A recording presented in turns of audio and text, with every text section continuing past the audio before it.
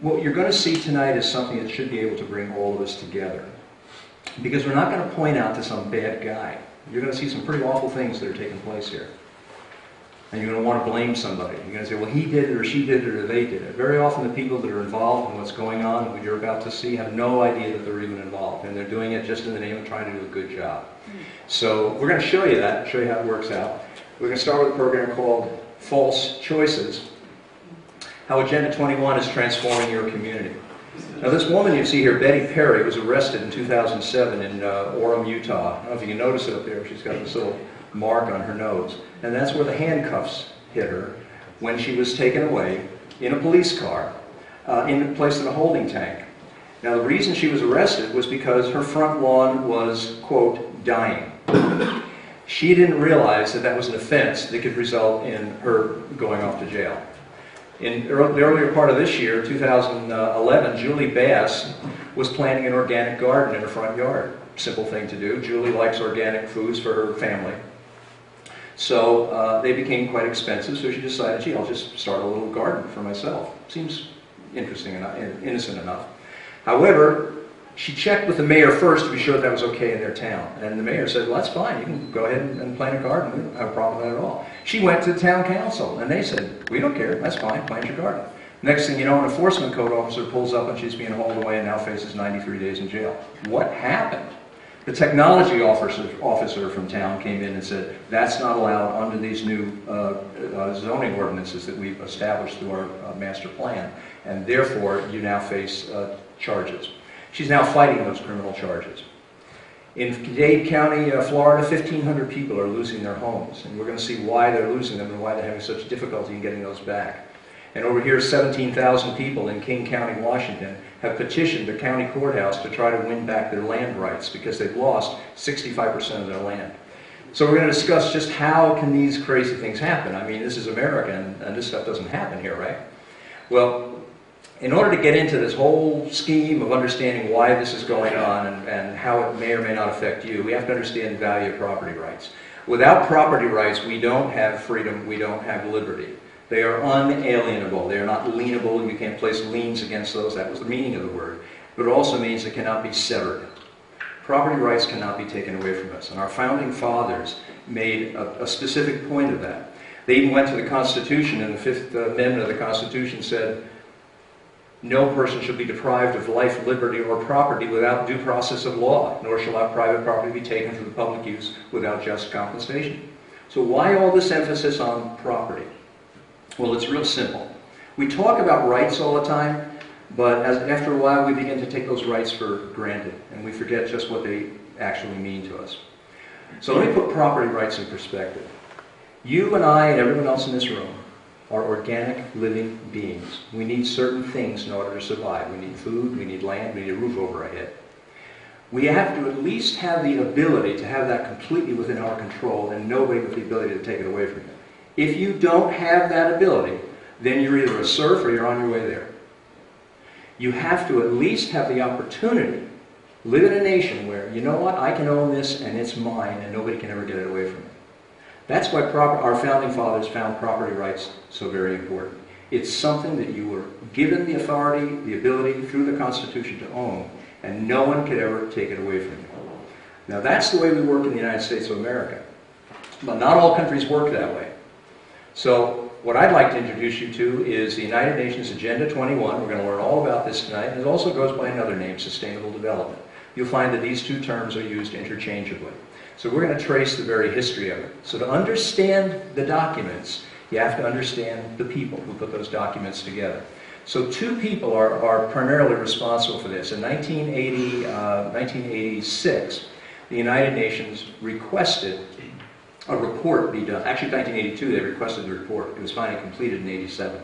They requested a report that said, what can we do to protect our planet against things like global warming, against the misuse of our natural resources, and also to eliminate poverty.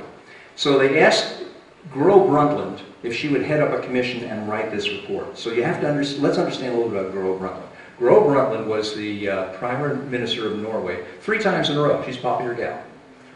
Gro is also the Vice President of the World Socialist Party. Now, since most of the world is socialist anyway, that's not so hard to believe. That makes sense.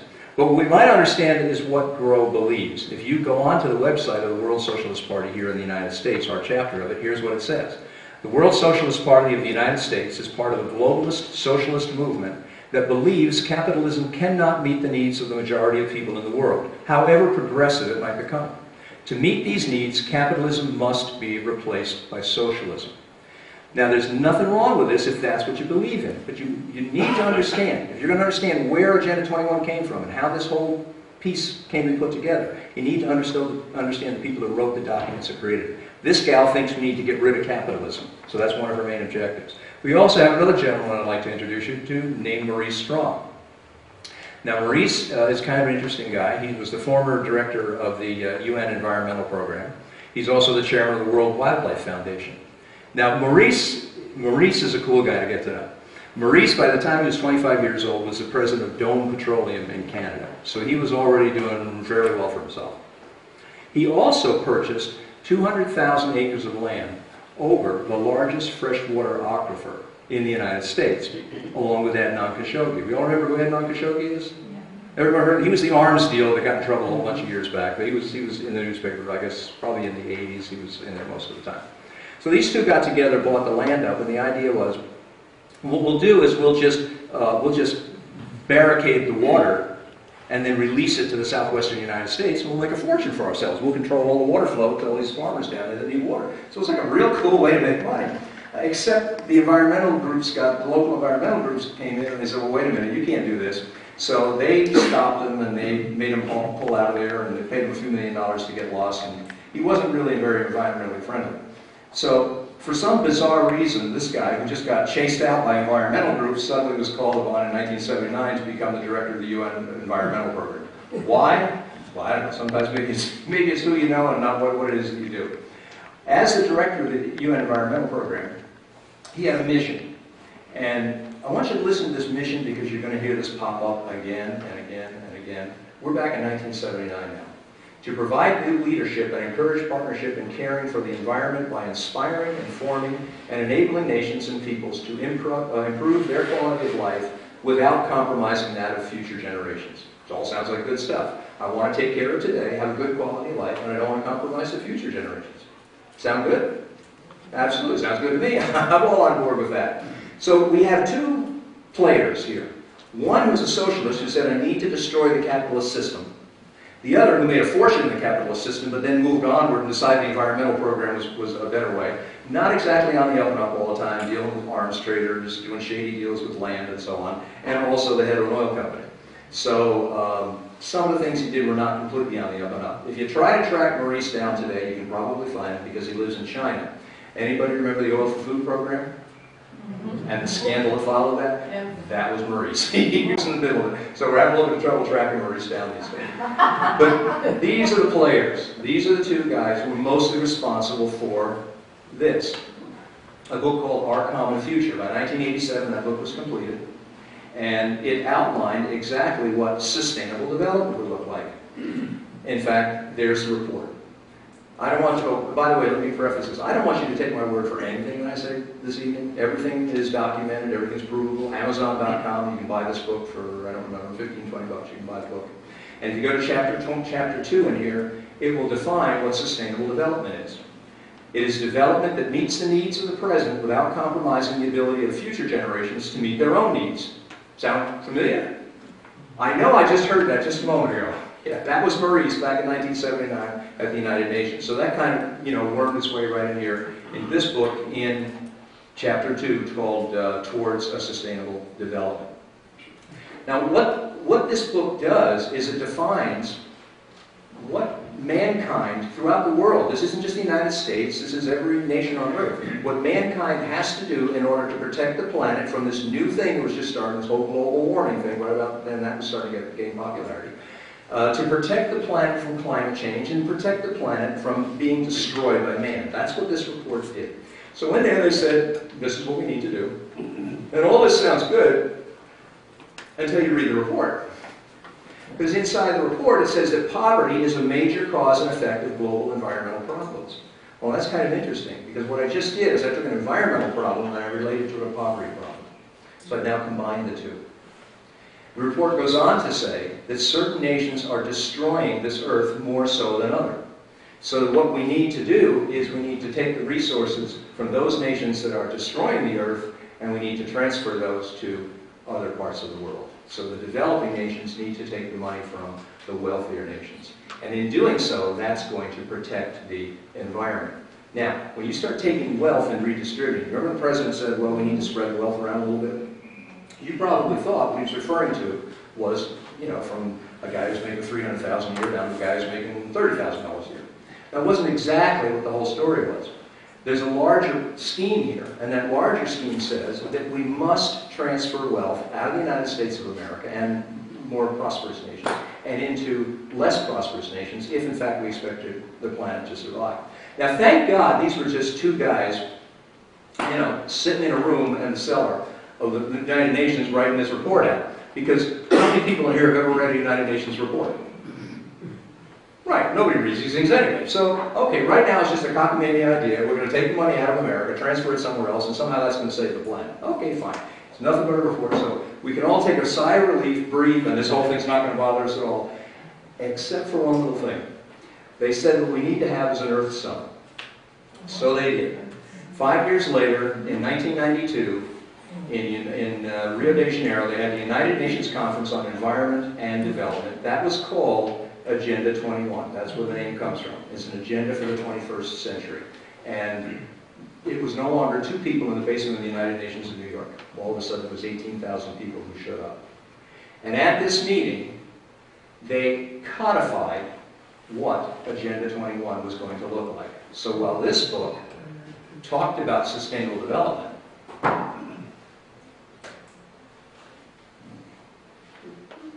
okay.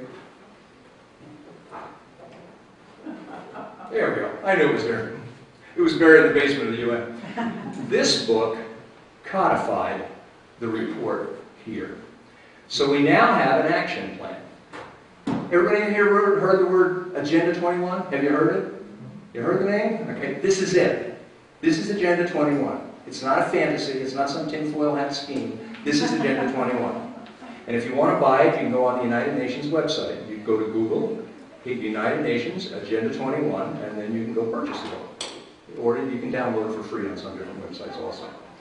But this now says what the world must look like and how we can roll it out and make that happen. In short, this is a high-level action plan.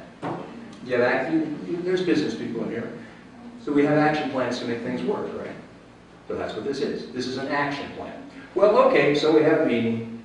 And Maurice Strong just so happens. Remember Maurice? He was the guy that was trying to tie up all the fresh water, right? And the guy that's hiding out in China right now from the oil for food scandal. Okay, well, Maurice is back. It's 1992, and now he's at the Earth Summit in Rio, and he walks out on stage, just like I did a few moments ago. He had a few more people there.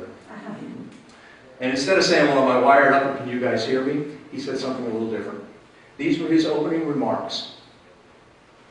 Current lifestyles and consumption patterns of the affluent middle class involving high meat intake, the use of fossil fuels, electrical appliances, home and workplace air conditioning, and suburban housing are not sustainable. Remember we said it was towards a sustainable community, towards sustainability? Well, now we're deciding what's no longer sustainable. And if it's not sustainable, that means we must begin to eliminate it. He also said, isn't the only hope for the planet that the industrialized civilizations collapse? Isn't it our responsibility to bring that about? That was Maurice Strong in his role as founder of the United Nations Environmental Program. Again, understand the people you're dealing with, and then you can understand the outcomes. There are no outcomes, there's only people. They drive them and make them happen. So this is Maurice. Well, the meeting was over. Actually, the meeting was being designed. The Convention on Biological Diversity was part of the folks that got together to actually draw up this booklet that you see right here. They were part of one portion of the authors of this booklet. And they decided that, okay, that's pretty good, that's all right, that gives us a lot of information, but what we really need to do is we need something that's a practical tool for translating the principles of Agenda 21 into reality. So we need to make all this stuff at meetings into reality that's going to go somewhere. You know, booklets are fine, we need to do something with it. Well, if you're going to take over the whole world, I guess you need a little more something a little bigger. So they got it. They created the Global Biodiversity Assessment, and that's what this guy is. And this Global Biodiversity Assessment chunks down the action plan that's in this book, in 40 chapters in this book, and it breaks it into a worldwide program and says what each nation is going to have to look like if we're going to actually save the planet. So in here it defines, and by the way, you can buy this. I got this from Cambridge University. There's only a few copies left, but they're floating around. You can get a hold of these things. So in here they define not only what the Earth has to look like when we get done, it's going to define what America is going to look like. And I'm going to show you what this book says America is going to look like. Now, thank heavens this is still a UN book, right?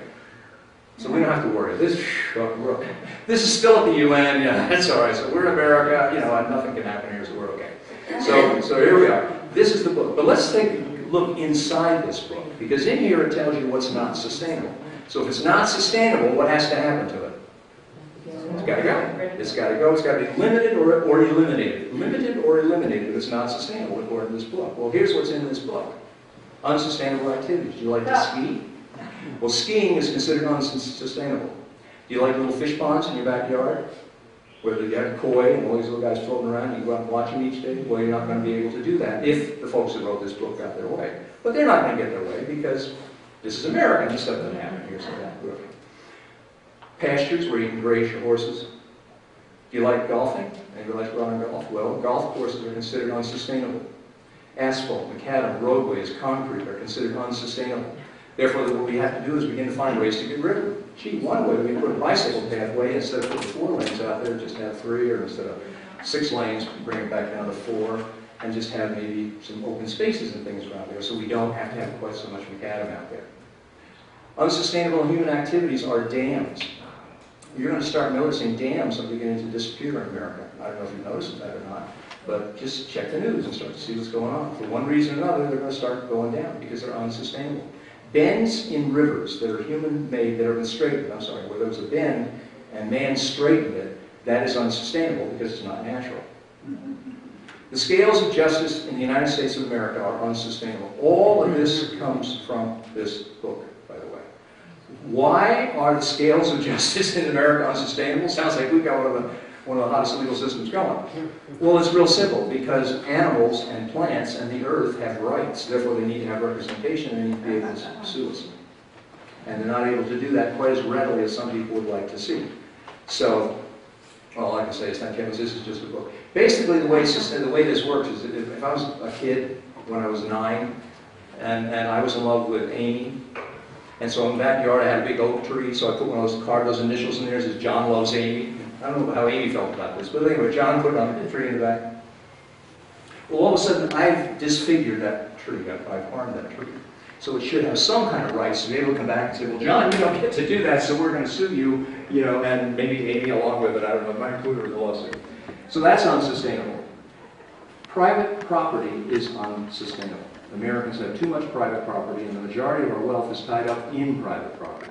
Therefore, one thing we need to do to return the earth to its natural state is to begin to reduce the amount of private property that's held throughout the world, not just the United States, but throughout the world.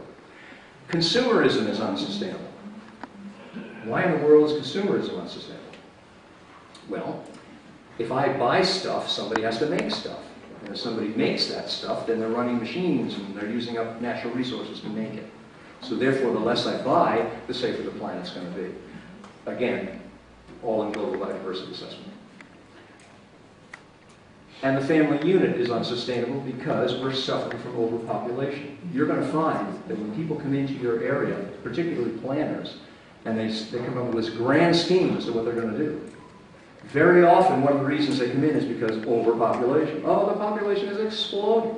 Now, sometimes the population is exploding, and sometimes you do need to do something about that. So you have to understand that. Here's the problem with my talk tonight. I'm not going to give you a clear yes or no. I'm just going to show you what's going on out there, and you have to really make distinctions. That's a lot of what this is about, being able to make distinctions. When is it right, and when is it not so good for me? So we need to be able to look at that clearly. But according to that book, we can only support about 1 billion people on the planet. Right now there's 7 billion, we're headed for 15 billion. How they're going to shrink that back down, I don't even want to think about. But anyway, there's too many people out there. So therefore, we can't just have these burgeoning family units the way they are. We need to take precautions to see that the family unit remains small. And most of all, we have what we call the Wildlands Program. Now, the Wildlands Program is what the United States will look like if this book is implemented. And so you know where this came from. It's on page 993, actually it's 993 or 933, I forget which one it is. It's on page 933 or 993 in here. It defines what the Wildlands Project is. And the intent of the Wildlands Project is to remove human beings from 50% of the United States. These red zones that you see up in here, out there, are no human habitation is allowed in those areas. The yellow zones around those are buffer zones. You'll be able to use those zones basically as protection area and precautionary to see that nothing takes place inside these zones, which are fully at their natural vegetative state. The only people allowed in the buffer zones will be members of the federal government, officers, code enforcement, and so on and so forth. Again, all outlined in this book. So, where do you think we're going to live? If the wild animals and the wolves and everybody else is taking over the rest of it, where are we? Inner cities. Well, that's about it. We're over here in these little dots that you might see here. And you'll see little black dots over here and little black dots over here. And those are what we call high-density habitats. So this book, and in conjunction with several different meetings of the United Nations, each over a 5-year period from Johannesburg, Germany, right up to present day, have defined what it's going to take worldwide to get us to look like that. Now this map is kind of interesting because you say to yourself, well, okay, this is America. You know, nothing like that could ever happen here. And thank God it was still only a United Nations book, right? So we're okay. We're safe. We're sound. This is a bunch of people from the UN. We'll never have to worry about it. Let's just go back and live life the way we were living it, because it can't happen. Well, maybe it can happen. In 1992, George H.W. Bush signed the agreement, a soft treaty in Rio, to implement Agenda 21, Sustainable Development in the United States. He agreed, became a signatory to what they call the Rio Declaration, which you all have a copy of. I think if you have a little copy of this sheet of paper that has the United Nations logo in the upper left-hand corner. He signed on to that and agreed to bring it to the United States. Now, we're still safe. Okay, we're okay. We don't have to worry about it. Because a soft treaty has no teeth. So it means you can't enforce it. You can't do anything with it. So thank God. Whew, maybe old George made a mistake, but we're still covered. Except for one thing. In June of 1993, Bill Clinton came along and he signed Executive Order 12852, which created the President's Council on Sustainable Development to begin implementation in federal agencies. And that's called this. Towards a Sustainable America. There are 7 of these, and you can download them. I will give you a website. You can go there and you can download them, or you can order them from the U.S. Printing Office. These were done back in the early 90s. In here, he defines, the Council on Sustainable Development defines exactly what sustainable development is going to look like in the United States of America.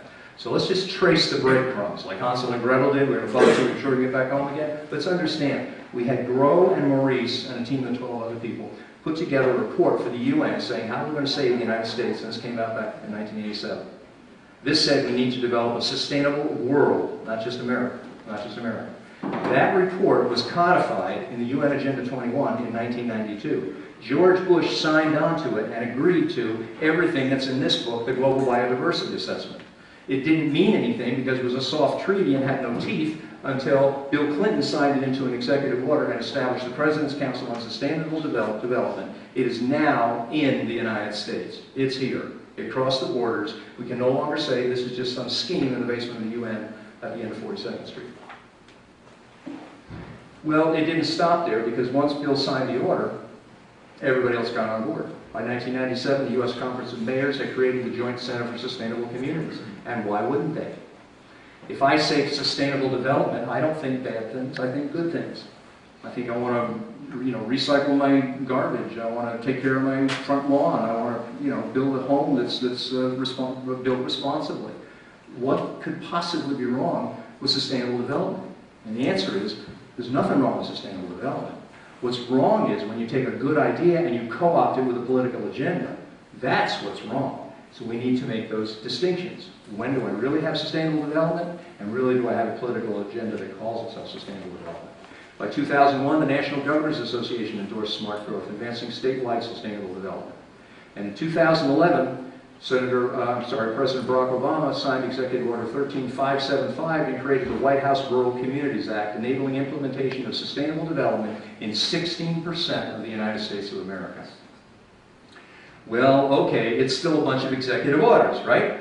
I mean, how can you turn an executive order into something that's going to bother me in my own backyard? I mean, that's absolutely ridiculous. And is this really Agenda 21? Come on, I mean, this is, can't possibly be. Well, actually, if you go into that book, which I just held up there, the President's Council on Sustainable Development is explicitly charged with recommending a national action plan on how to achieve a sustainable development in the U.S. The PCSD was conceived, and here it is, to formulate recommendations for the implementation of Agenda 21. So when somebody looks at you and they say, oh, you're nuts, we're not part of Agenda 21, I want you to go right to this website right here, or Google it.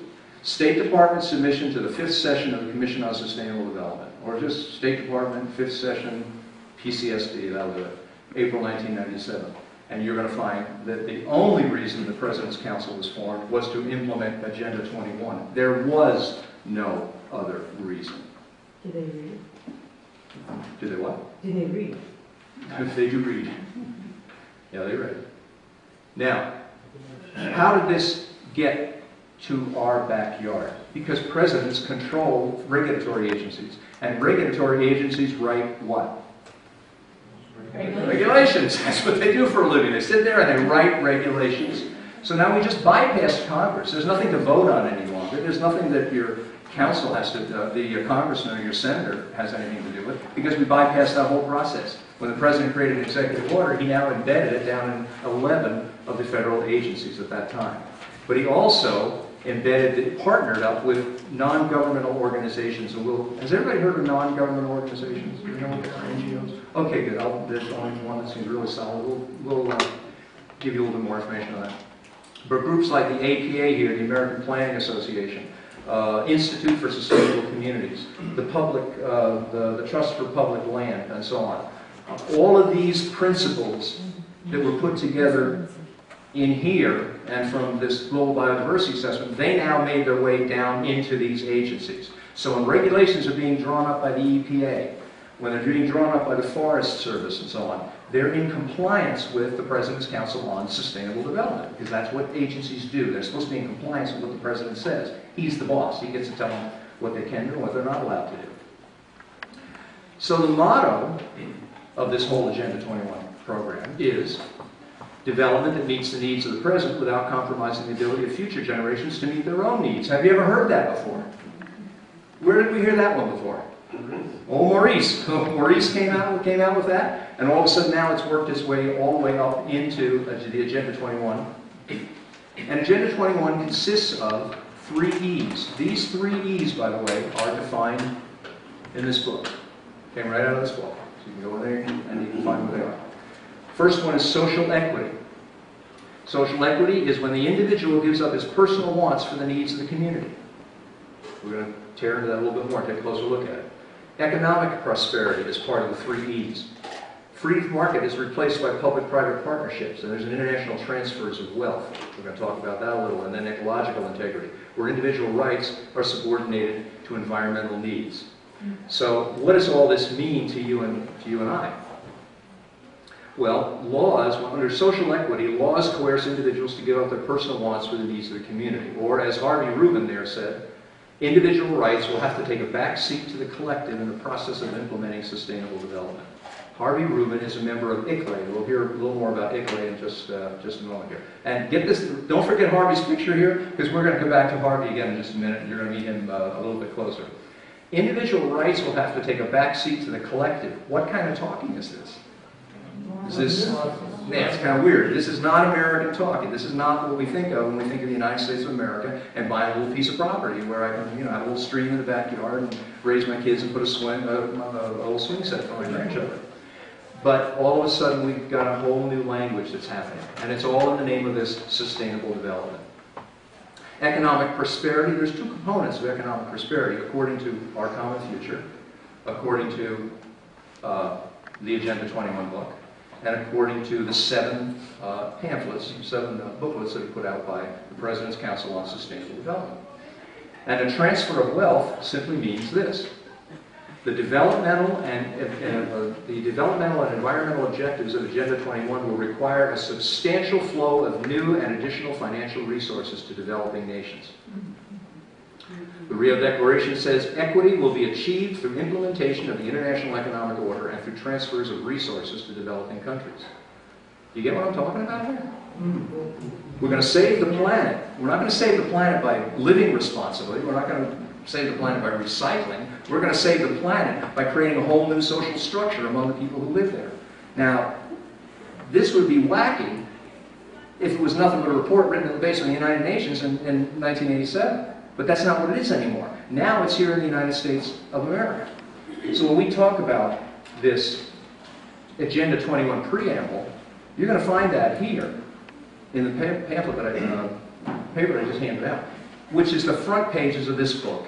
That's where it came from.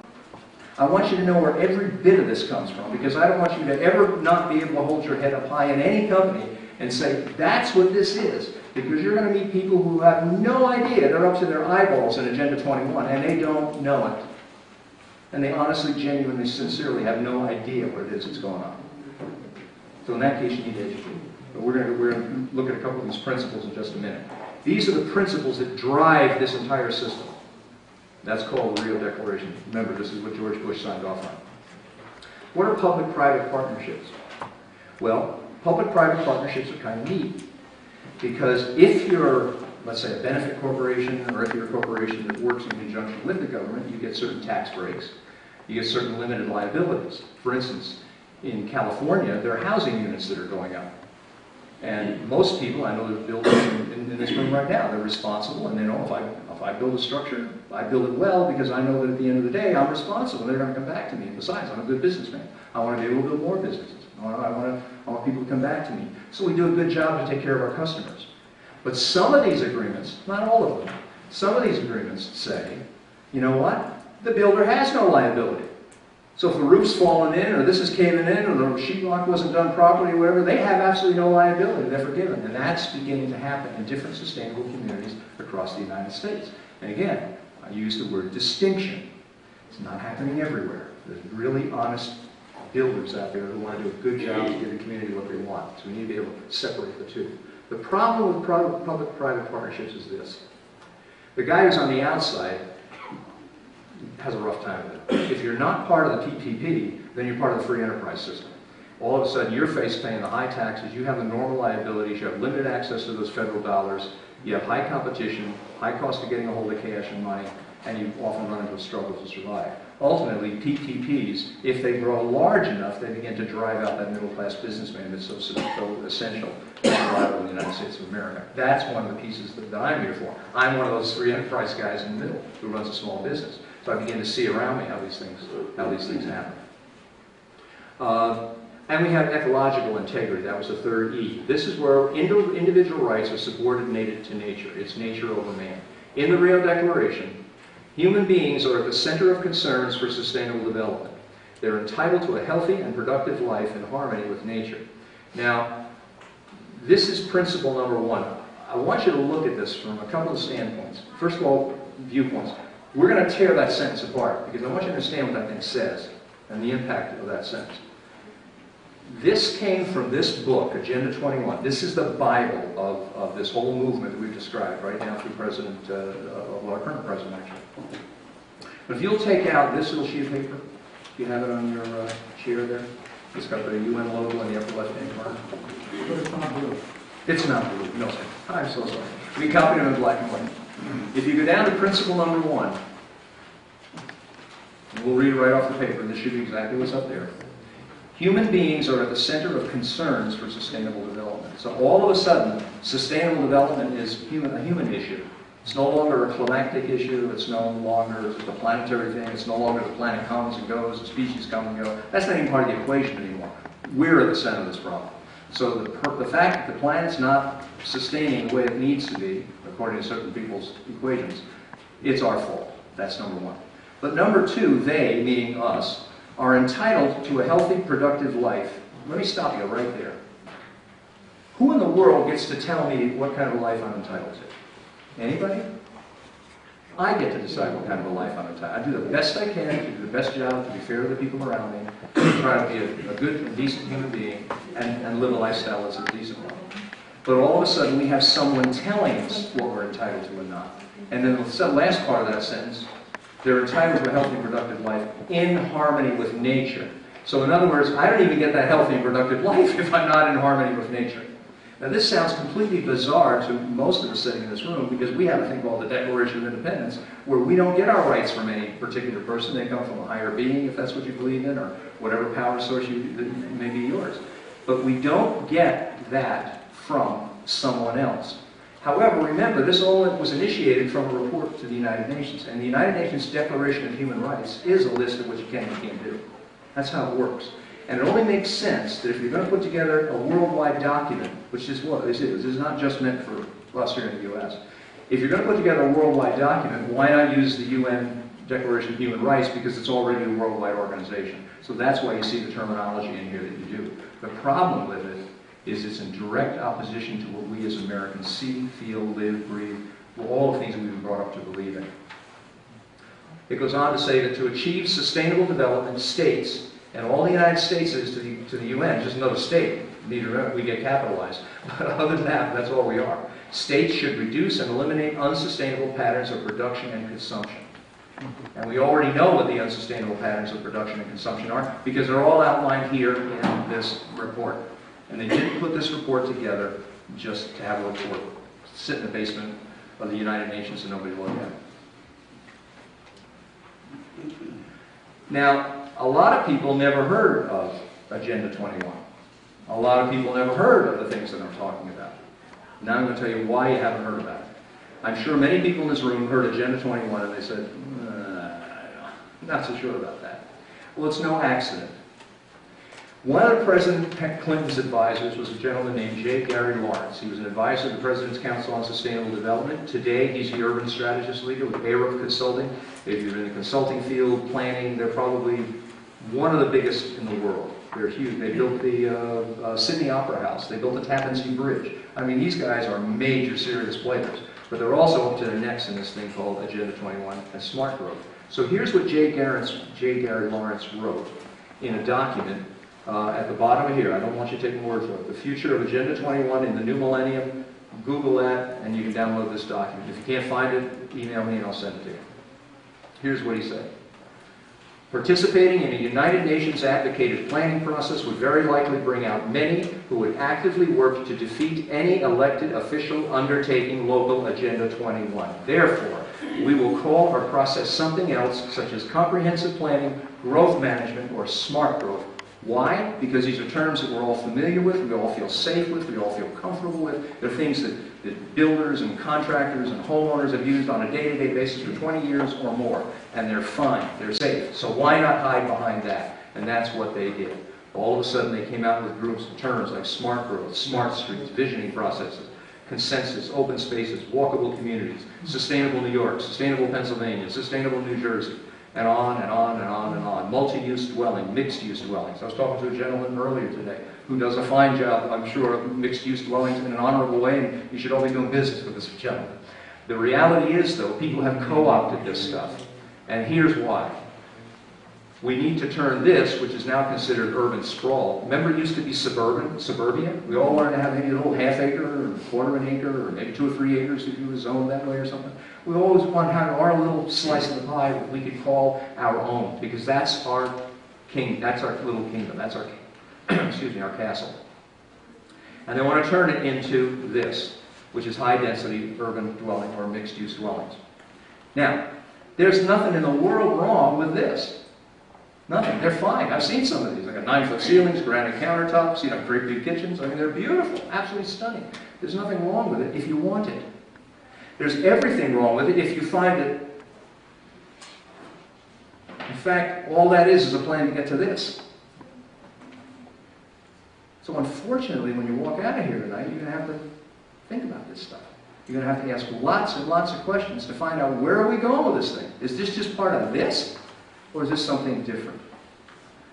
So, in order to make all this function, in order to make this a reality, we needed two systems. One was Smart Growth. Smart Growth essentially manages people and urban development, and the Wildlands Project manages the rural land. Between the two of them, they drive people off of the rural lands into the urban areas and get people out of automobiles and into bicycles and walking. That's where this walkable community all comes from.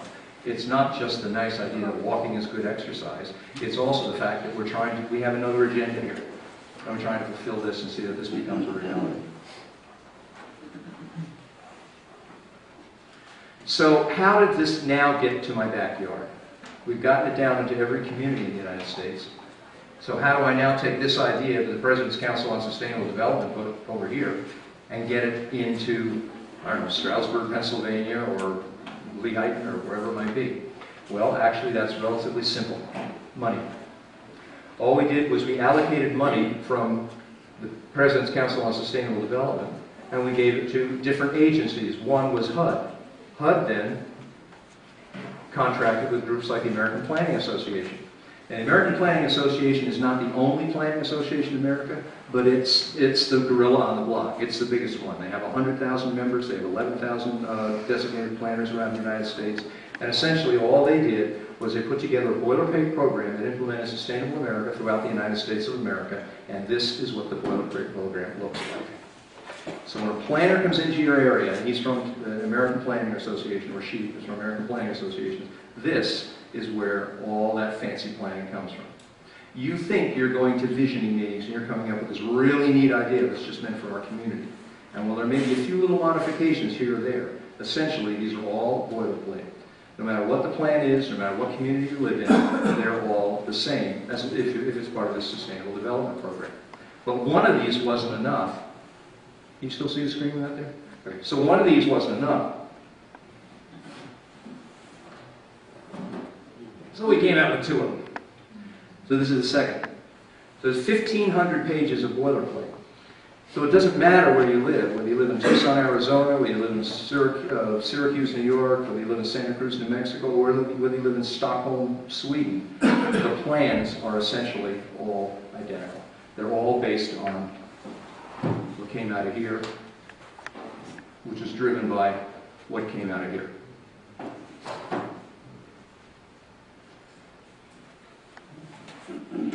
In addition to these planning organizations implementing Agenda 21 throughout various communities. By the way, Agenda 21 is in every county in the United States of America. If you doubt me, then just plug in sustainable development, social equity.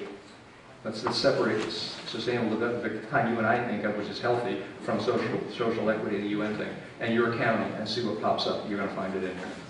Also, the Worldwide Fund for Nature, the World Resources Institute, International Union for Conservation in Nature, these all fund and provide grants and provide documentation and direction to implement a Sustainable Development Agenda 20, the Agenda 21 version of it. These guys you may never have heard of. They are some of the largest NGOs in the world. In many cases, they have millions of members. They have the clout of small nations. And here's why. When a treaty is put together, these are the people with the money to do the due diligence and the background work to put those treaties together. So they'll actually provide the documentation to an emerging country or even a fully developed nation, and that will become the basis for a full-blown treaty later on. It starts out as a soft treaty and becomes a full-blown treaty. So you probably may not have heard of these folks, but you have heard of these folks. The Sierra Club, Audubon Society, Nature Conservancy, National Wildlife Federation. Part of the bylaws and regulations that they function by are in direct compliance with what comes out of Agenda 21. Now let me just, time out. I'm not saying that everything the Sierra Club ever did was bad. It's not. They do a lot of good stuff. I'm not saying everything the Audubon Society did was bad. They do a lot of good stuff. In the same way with the National Wildlife and Nature Conservancy. They do a lot of good things to help our planet and to help our nation. But they're also doing some things that are going to implement this. So again, we've got to make those distinctions when we're sitting down with our local planners or we attend our local planning meetings. ICLEI is one of those non-governmental organizations that we just talked about. They don't belong to the United Nations, but they do work in concert with them, and often at the auspices of them. Their job was to roll out Agenda 21. We have the documentation where there's actual meetings between the United Nations and the officers running ICLEI, and they said, this is your job. We want you guys, since you've done such a good job so far, to take the wheel and roll out Agenda 21. And so they do. They push local communities to regulate the environment. They guide visioning meetings with stakeholders. We're going to show you what some of these visioning meetings look like, and they're not what you might think they are. Gain elected official buy-in via grants and intimidation. The quickest way that I can take your property rights away is to wave grant money in front of you. And those property rights just go up like they evaporate. Minimize protests. Implement and enforce sustainable development. ICLEI right now operates in over 600 counties in the United States. And I'm not going to wait for all these to scroll forward ahead. Their goal is to operate in 1,000 communities. I think it's by, I'm not sure, 2014, 2015. They want to be in 1,000 different communities. And they are gaining ground in some areas, but they're also losing ground in other areas. And we're going to describe exactly where that is. This just scrolls and goes on and on and on and on. And I just want to give you some kind of an idea of the impact that this group ICLEI has here in the United States of America. So when somebody says ICLEI is not part of the UN, excuse me, but they are part of it. They're not part of the UN, but they've been authorized by the United Nations to go into all these communities to implement the Agenda 21 program we were just talking about. Now, in June of this year, Executive Order 13575 was signed by our President. And Executive Order 13575 said that it granted the federal government authority over the food, fiber, and energy for 16% of the United States of America. It provided 25 governmental agencies the power and leverage federal investments in rural areas to increase the impact of federal dollars and create the economic opportunities to improve the quality of life in rural America. Doesn't that sound great? Let's start to look at what I just said. I just said I'm now in charge of food, fiber, and energy for 16% of the United States of America in one office, the Office of the Presidency, because all these federal agencies report up to the Presidency. I just provided all this power to 25 government agencies. Go to Wikipedia, there aren't 25 federal agencies, there's only 24. So where's the 25th one? How do we do that one? That was interesting. It was a wild card that the President threw in case we ever do have another agency, we're covered. So we know that these guys are going to be in there, and they'll be able to have all this power. Power to do what, though? To leverage federal investments. What is a federal investment? Reach in your pocket. Reach in your wallet. Check your checking account. That's what a federal investment is. It's your money. They're investing your money. But hopefully it's for the good of society, so maybe it all rolls out. It's okay, right? Well, let's see. They're going to invest our money in rural areas to increase the impact of federal dollars, to create economic opportunities. How do you increase the impact of federal dollars? There's only one way to do it. How do I increase the impact of federal money? I increase impact by writing laws. I create more regulations, more restrictions, more limitations. And those regulations then enhance the impact that I have in the organization. It's real easy. And how hard is it for a federal agency to create a new regulation? Anything to it? Nothing to it at all. They sit down. In fact, I have a friend of mine who works as a scientist, works with Department of Environmental Protection, and they say that it's almost a joke when comments come in to the website, because you can go to the website where when new federal regulations come. It's a joke. Thousands and thousands and thousands of people called in when healthcare came out because they put it up when someone passed some of these regulations. They put it up on the agency website, and they don't even pay attention. And they joke about them in the back room. And at the end of the day, these agencies do pretty much precisely what they want. Unless it gets real high profile and there's a lot of pushback, then you might be able to get somewhere with it. So that's what's happening to our federal dollars. So this leveraging that's taking place, here's where it took place. And by the way, this is all in Executive Order 13575. So you can go on, Google it, download it, take a look at it. Executive Order 13575. We impact engagement, improve, leverage our engagement with agricultural organizations, small businesses, educational institutions, healthcare providers, telecommunication services, healthcare providers, research institutions, healthcare providers, Healthcare providers. What does healthcare providers have to do with sustainable development? Well, if you read Agenda 21, it says in here, every person on earth must be covered with health insurance. Now, am I saying that the Affordable Care Act that President Obama passed last year was part of Agenda 21? No, I'm not, because I don't know if he did it with this in mind or not. I can't get inside the guy's head. I don't know. All I know is it certainly works in concert with it, so it worked out rather well. If he did it or not is anybody's guess. But the reality is, healthcare was already written into Agenda 21 and already signed on by the United States. Law enforcement, state government agencies, local government agencies, all subject to leveraging by the federal government, which essentially gives the federal government power over food production, land use, and a de facto cap and trade program for 16% of the United States of America. That's what Executive Order 13575 does for you and I. You remember when the president went on this rural rural communities tour a while ago when he had those 2 buses? About $1 million a pop or something like that? Okay. That was paid for under the White House Rural Communities Act. That was why it was called the White House Rural Bus Tour, because this is the group that paid for it. The buses were made, anybody remember where they were made? Canada. The buses, now, full disclosure, they weren't completely made in Canada. Some of the parts were actually made here in the United States. But the bulk of the money went off to Canada. Now, we do that right here in Pennsylvania, I understand. We can put those buses together and done a fine job here. Why in the world would you transfer jobs and money out of the United States unless you were trying to redistribute wealth to different nations? Right. Why would I tie up all of my resources here in the United States? I remember from when I was in geography class, when I went to school, about 122 years ago, I think it was when I graduated, they used to talk about the United States being fantastic because they had all these natural resources that made us such a powerhouse of a nation. Well, all of a sudden, we can't get to these resources. And we've discovered new energy resources, and we can't get near those either.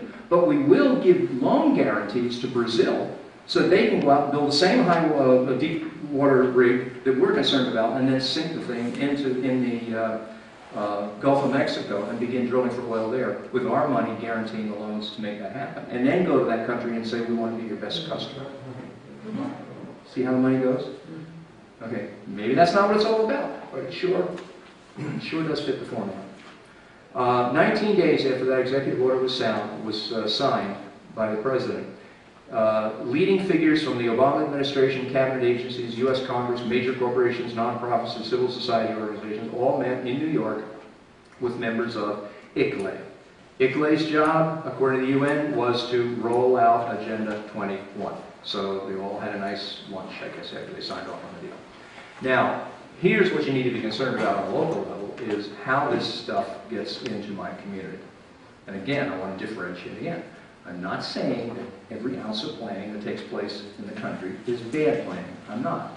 I have a very dear friend who put together a program for 10 different communities. And she did a wonderful job.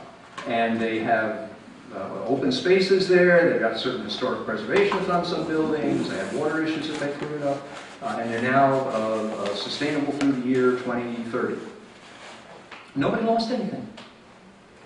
They got a little bit of grant money, but they made darn sure there were no strings attached to that grant money. So I'm not saying that you can't have planning and have good planning. I'm saying that you've got to be vigilant.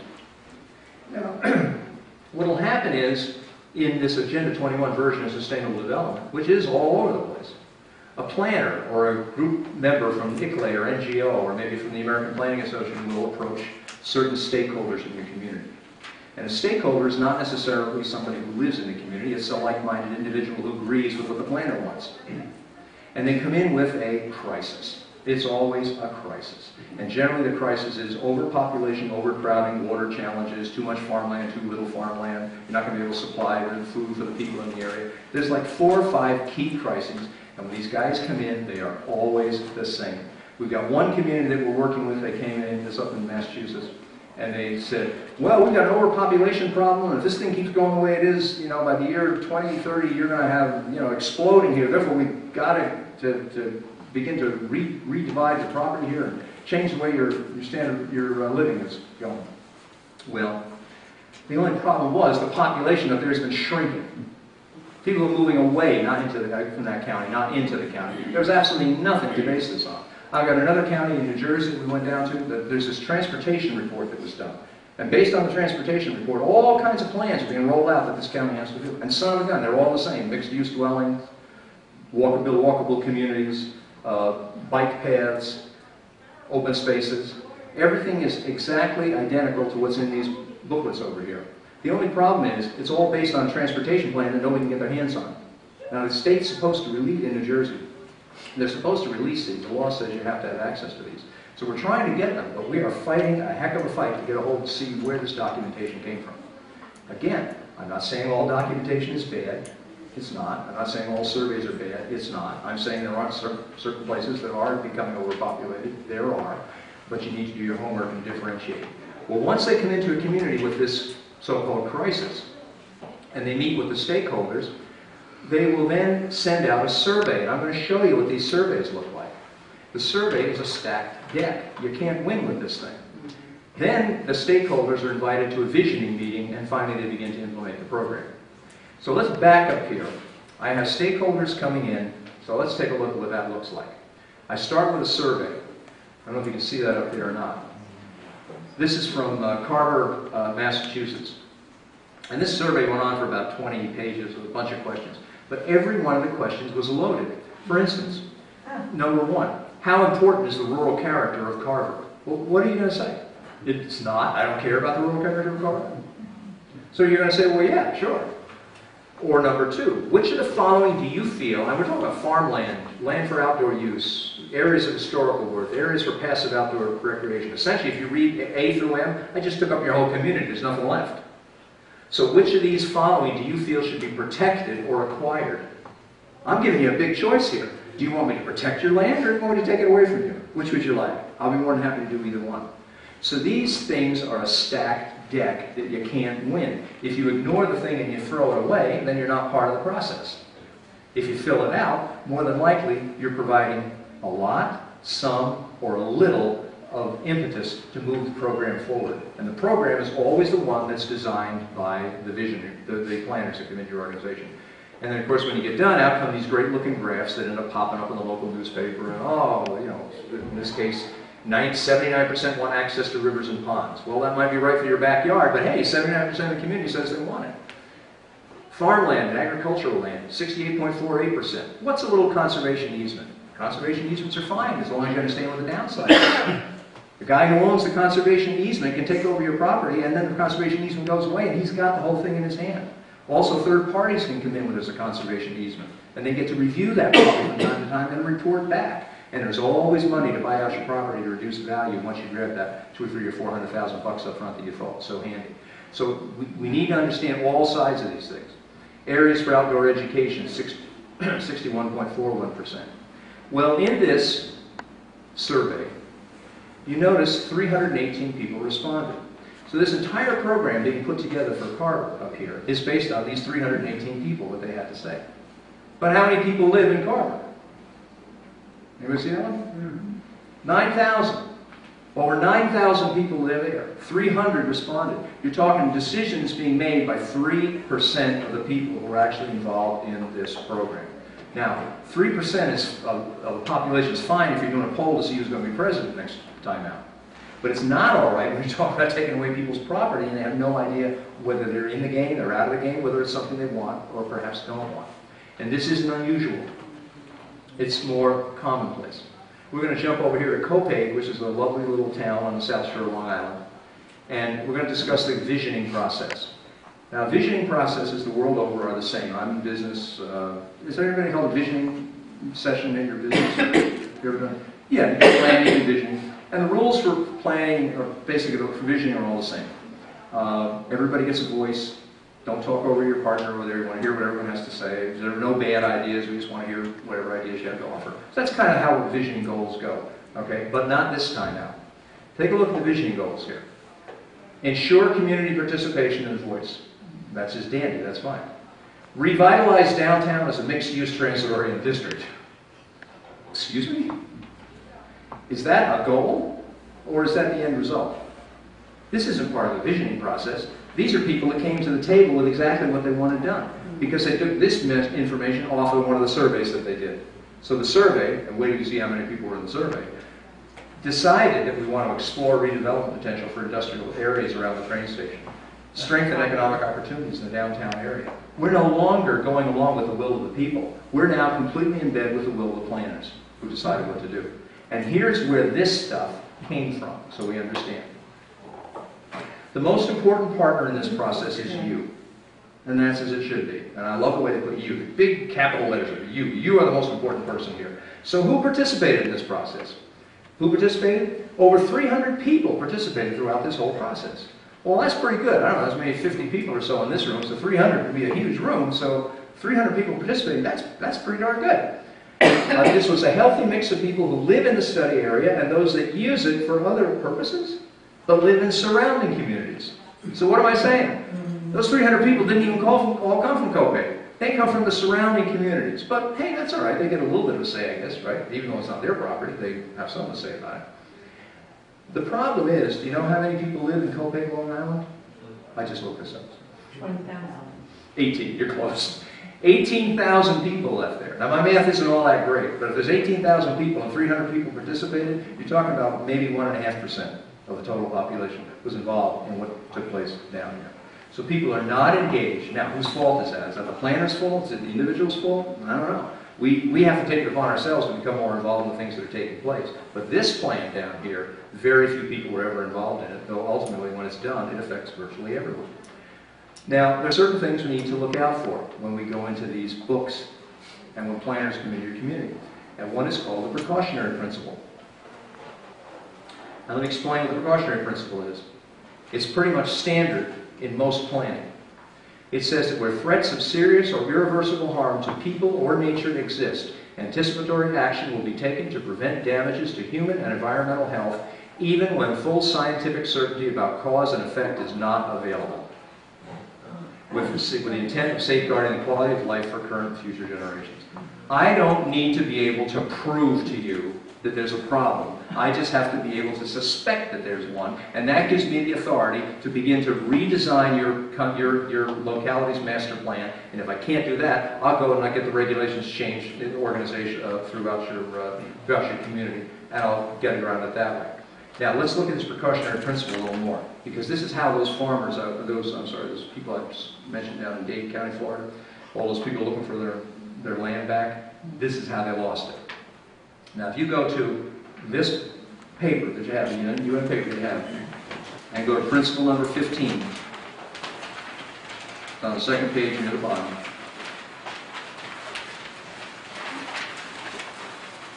In order to protect the environment, the precautionary approach should be widely applied by states according to their capabilities.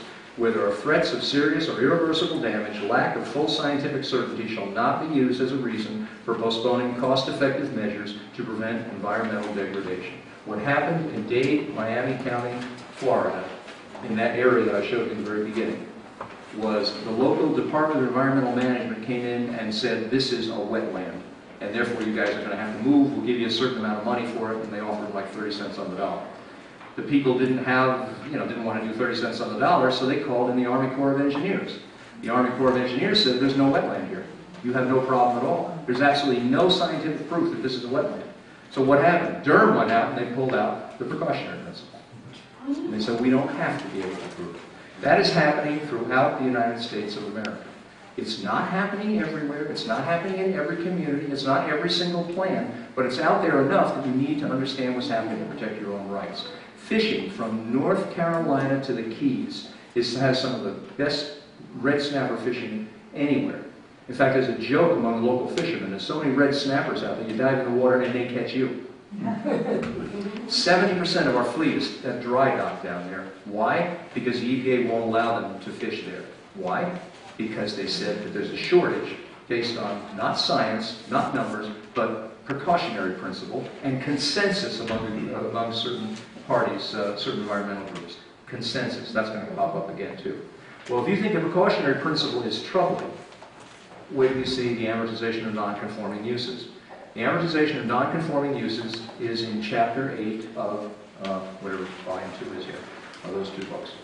The whole chapter on it. And here's how amortization of non-conforming uses works. If you think you can't lose your property, if you think, well, I have nothing to worry about because, my community is protected from all this stuff, no worries.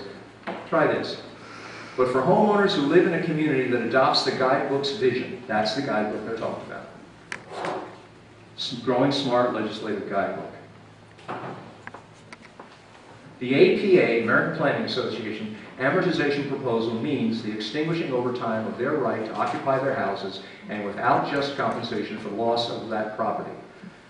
How long they have been there before they must forfeit their homes will be completely up to the local government. When you sign on to these programs, this is the deal that you're signing on for.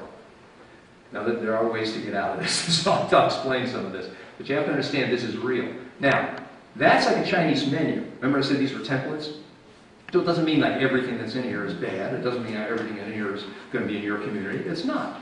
It doesn't mean that every planner is necessarily using this book. Most of them do, but not necessarily all of them. So you might say, well, look, I got a sharp town council. They're going to take one look at the amortization of non-conforming uses and say, get that out of here. We're not going to do that. Well, I'm going to show you that it won't matter. You'll get stuck with it anyway. And here's how. All they have to do is create a regional board. And then they roll your plan up into the regional plan. And then whatever the regional plan has to say, you're stuck with it. So you think you had all these local protections? They just went out the window. But of course you have to approve that first, right? Well, let me show you how that works. This is downloadable. You can get a policy framework for adopting the precautionary principle, January 2004, Washington State. Took it right off the internet. This was approved in 2004. And here's what they did. The local community decided that they didn't want to go along with these land grabs, so they voted against it. So here's what the planners did. You're going to watch this thing roll up so fast you're not even going to notice. It's like a worm slipping into a mud bank. So I'm going to let you know when we come into the good sentence. Individual policies in Washington State, King County, and the City of Seattle include aspects of the precautionary principle. Precautionary principle came out of here, remember? That was in here, that's what we were reading. Well, now it's in here. And now it's in a planning program for Washington State.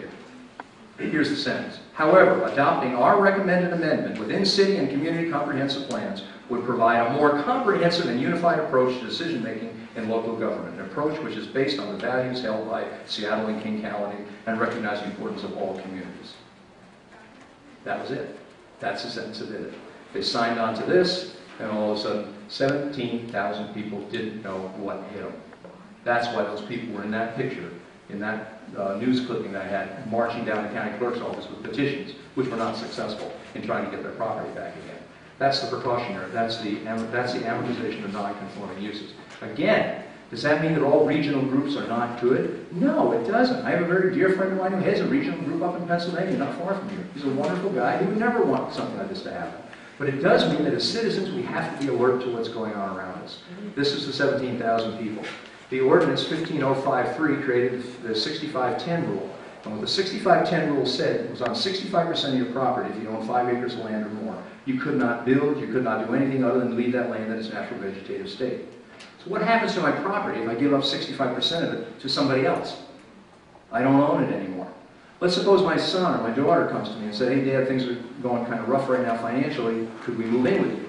To which I would say, well no, but I have a couple extra acres in the back, why don't you take one of those and we'll put a house up there for you, we'll find a nice builder and you'll be off and running until you get your feet on the ground. And then I'll have another piece of another building. So, you know, I'm building my own little small empire here. Well, they're saying, no, you don't get to do any of that stuff.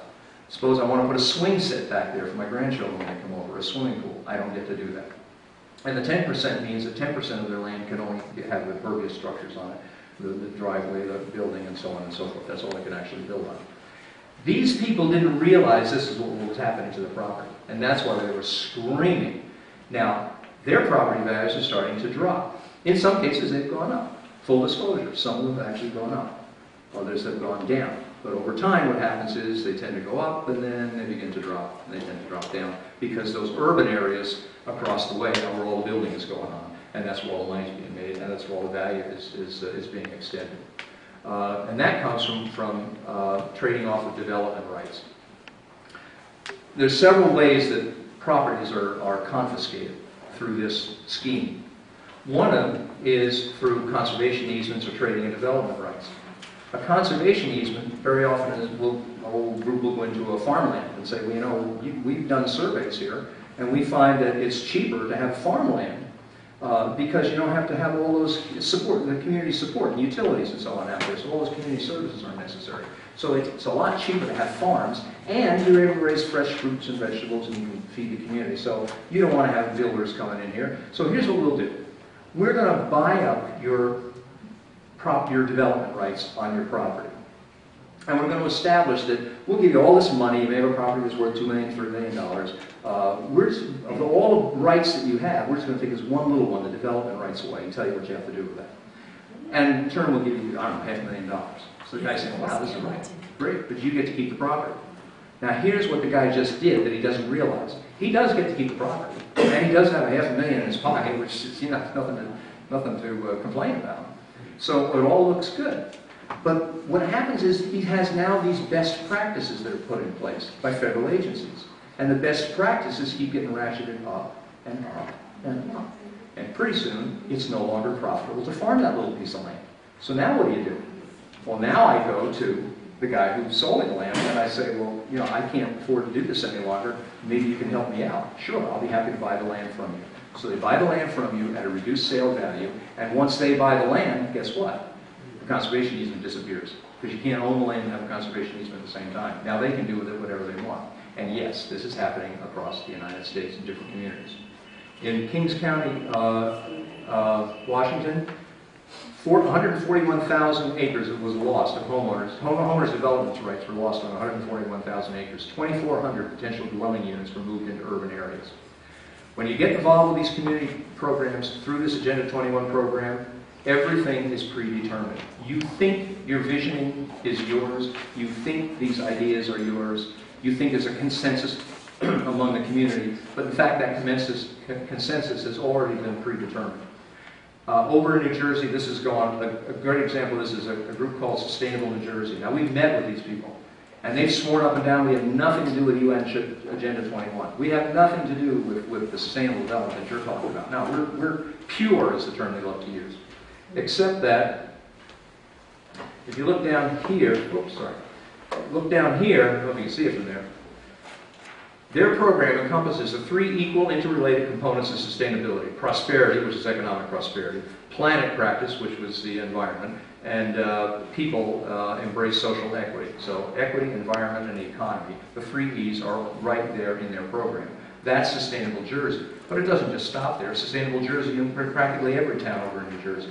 If you go to little Denville, little town of Denville, in the township of Denville in New Jersey, you go on their website and what do you see? That first line right there, I don't know if you can make it out or not.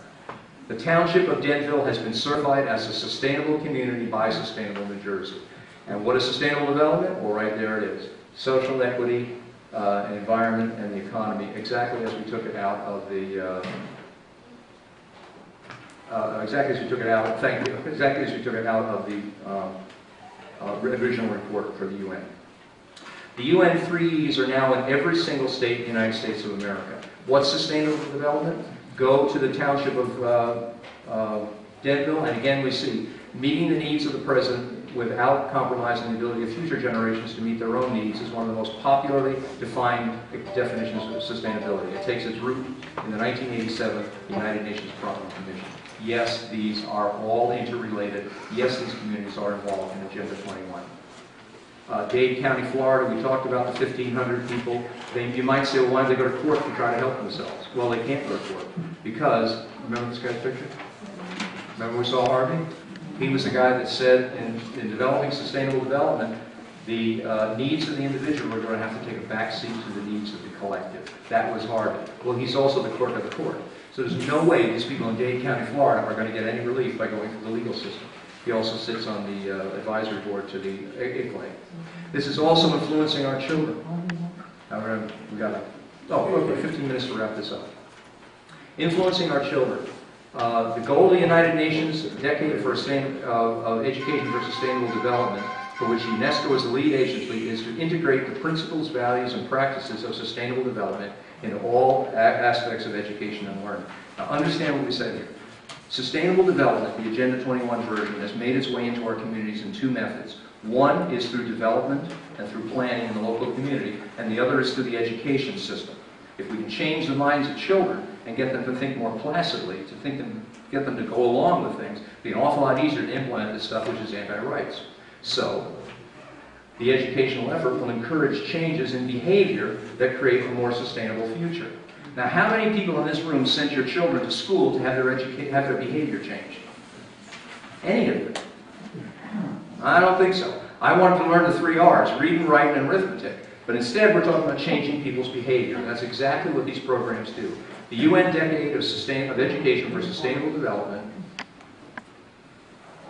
which is right here, this is the overview of the program, is nothing but the 40 chapters of Agenda 21 put in a classroom training program and approved by the Department of Education and the National Education Association for use in the United States. Children are being taught that facts are man-made, and I'll show you where they're man-made. They're being taught about eliminating of disagreement, to rely on experts, and it's only okay to question certain ideas. Now, the reason we're in this room tonight is because we're questioning things. You may agree with me, you may not agree with me. That's fine. You get to question me. I get to question the status quo. You get to question the status quo. That's what the heart of America is about. But all of a sudden, certain things are not open to question. And this came out of this book, by the way, so you know where I got it. Wealth is socially unjust. So if some guy over here makes $500,000 a year and some guy over here makes $50,000 a year, that's not fair. That's what your children are being taught. Wealth is destroying the environment. Man is causing global warming. That's up in the air right now. The whole thing about global warming is kind of very highly suspect. Maybe it is, maybe it isn't, but it's looking iffy. Women and girls are marginalized. Well, there's certainly a time when they were more marginalized than they are today. So again, wouldn't you want to at least be able to question that? I know some very successful women who are doing really, really well for themselves. So I don't know. I want to be able to question these things. Your kids are being taught not to question it, and I'm going to show you how. One way is through a program called Connected Math. This is the Connected Math Guidebook. This book is used throughout the United States of America. It's not in every single classroom. It's for grades 6 through 8 that this teaches mathematics. It uses what they call a standards-based principle, which means we have certain standards, but we don't teach facts.